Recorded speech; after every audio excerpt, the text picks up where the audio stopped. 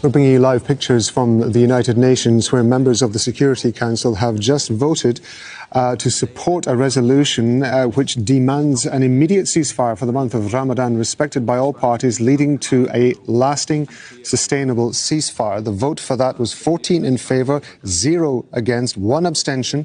That was the US. I want to bring in our diplomatic editor, James Bays. There's so much I want to ask you about this, but first of all, I want to ask you about the significance of the fact that this vote has actually taken place in the United Nations Security Council. After almost 6 months, the Security Council has spoken, it seems almost with one voice. Yes, the US abstained, but that doesn't affect the vote. The vote, almost unanimous, 14 votes in favour of a resolution demanding a lasting and immediate ceasefire in Gaza. That is very, very significant because on 4 different occasions the US has used its veto, 3 times on a resolution, once on an amendment to the resolution. This time the US let this pass. They negotiated it, they tried to change it a bit.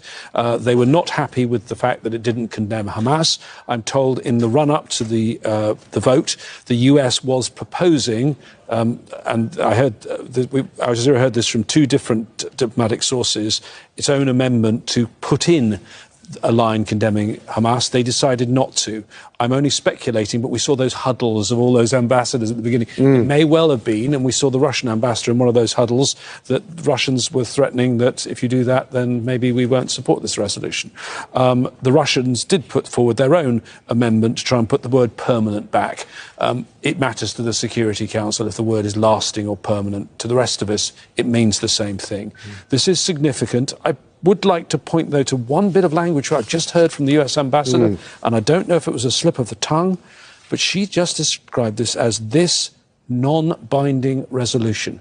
This is a resolution of the Security Council. Resolutions of the Security Council are international law.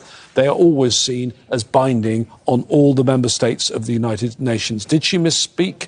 Or is the US now changing its view of Security Council resolutions and the Security Council, and that would diminish the power of the Security Council and diminish the power of the United States as a permanent member? Baffling sentence from the ambassador.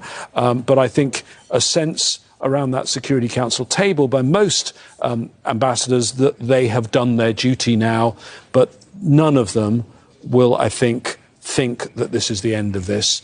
We've already had the Israeli Prime Minister saying that he is going to stop that delegation that was going to go to Washington to talk about the Rafah offensive, so that both the US and Israel could be on the same page on that. The Israeli Defense Minister was going to head that delegation. He says that delegation is not going to go. How else will he respond to this? He said that would happen if they didn't veto. They abstained, so they didn't veto. So already we've seen the Israeli pushback before this started. We will, at the end of the meeting, what will happen now, Slovenia is one of the 10 countries that drafted this resolution. Their ambassador is speaking.